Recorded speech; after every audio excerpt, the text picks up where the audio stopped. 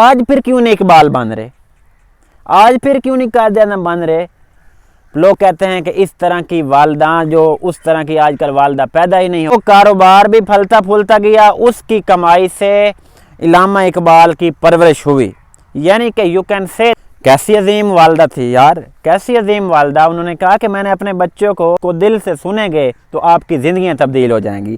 دل کی آنکھ کھول کے وہ واقعہ جو میں آپ کو بتانے والا ہوں، اگر وہ آپ سنیں گے آپ کی زندگیاں تبدیل ہو جائیں گی، آپ کے جتنے مسئلے مسائل ہیں سارے حل ہو جائیں گے۔ السلام علیکم فرینڈز، نیٹ ورک فارمنگ کے ساتھ آپ کا ہوسٹ ڈاکٹر وقاص حاضر خدمت ہے۔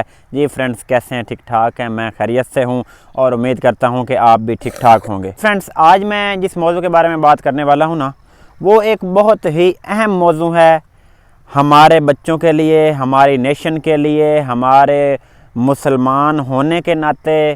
وہ ایشو جو ہے نا ایک بہت اہم ہے، ہمارے حضرت محمد صلی اللہ علیہ وآلہ وسلم کے امتی ہونے کے ناطے، ہمیں مسلمان ہونے کے ناطے ہمارے لیے وہ ایشو ایک بہت اہم ہے۔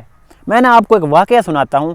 وہ واقعہ ایک ایسا واقعہ ہے، اگر آپ اس کو دل سے سنیں گے تو آپ کی زندگیاں تبدیل ہو جائیں گی۔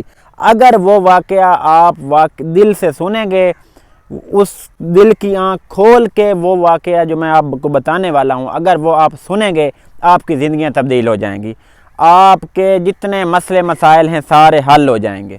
میں آج آپ کو بتانے والا ہوں علامہ اقبال کے بارے میں۔ علامہ اقبال جنہیں کہتے ہیں قلندر لاہوری۔ علامہ اقبال کے بارے میں ویسے تو انہوں نے بہت سے اشعار لکھے، لیکن میں آپ کو ان کی زندگی کے بارے میں ایک واقعہ بتاتا ہوں کہ علامہ اقبال صاحب جب پیدا ہوئے تھے نا، جب علامہ اقبال صاحب پیدا ہوئے تو ان کی جو والدہ ہے نا، ان کی والدہ نے کہا کہ میں نے اپنے بچے کو اپنی زندگی میں حرام کا ایک لقمہ نہیں کھلانا۔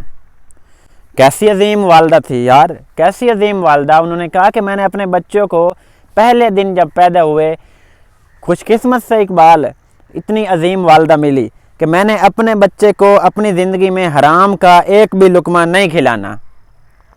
تو سوچا گیا کہ والد صاحب کی کمائی آ رہی ہے، والد صاحب کی جو کمائی تھی، ٹھیک ہے، حلال ہی کھاتے ہوں گے، حرام تو نہیں کھاتے۔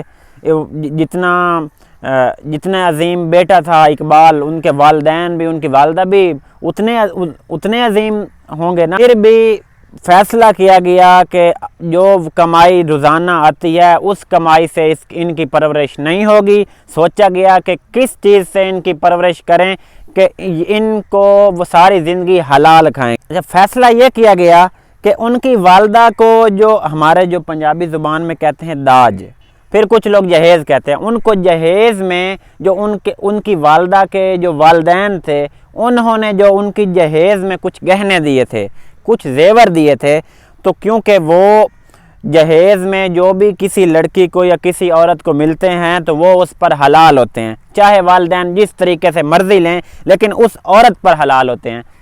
تو ان کی والدہ نے وہ گہنے بیچے، وہ زیور بیچ کے ان سے ایک کاروبار شروع کیا، اور وہ کاروبار بھی پھلتا پھولتا گیا۔ اس کی کمائی سے علامہ اقبال کی پرورش ہوئی۔ یعنی کہ یو کین سے دیٹ علامہ اقبال نے اپنی زندگی میں حرام کی کمائی کا ایک لقمہ بھی نہیں کھایا تو اقبال بن گیا۔ اسی انٹرسٹنگ بات ہے کہ علامہ اقبال بننا کوئی عام بات نہیں ہے۔ ہر بندہ سوچتا ہے یار علامہ اقبال بن گیا، قائد اعظم کی بڑی ہسٹری ہیں، تو علامہ اقبال نے اپنی زندگی میں حرام کا ایک لقمہ بھی نہیں کھایا۔ اگر آپ اسی بات پہ عمل کر لینا کہ آپ اپنی زندگیوں میں سے حرام نکال دیں، حلال کی طرف آ جائیں، تو دیکھیں آپ کی کیسے زندگی سنور جائے گی۔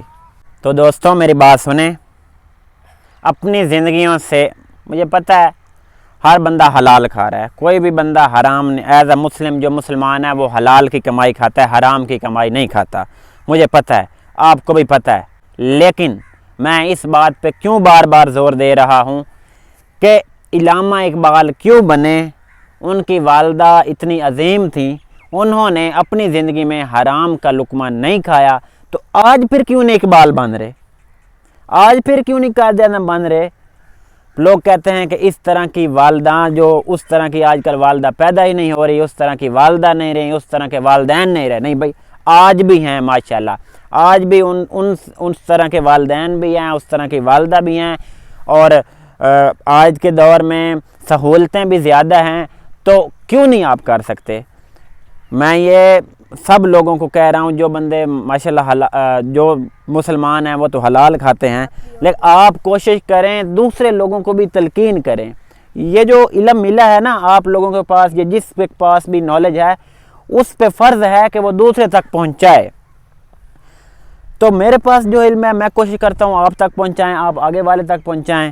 تو اسی طرح جو ہے نا آپ اگر اپنی زندگیوں سے یہ والا جو نقطہ ہے نا حرام والا، اگر یہ نکال دیتے ہیں